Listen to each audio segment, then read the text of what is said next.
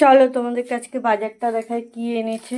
সকালে সকালে বাজার হয়ে গেছে, আমি দেখিনি তো কি আছে দেখি। মাছ তো অবশ্যই আছে, কি মাছ জানি না, দেখি। ও এই দেখো, এটা তোমার হলো ভোলা মাছ। অনেক দিন পরে আনলো ভোলা মাছ।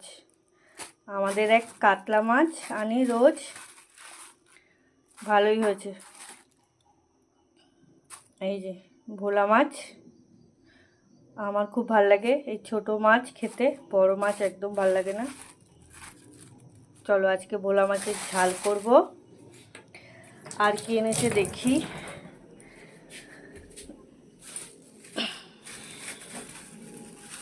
আর এই যে এটা হলো লঙ্কা,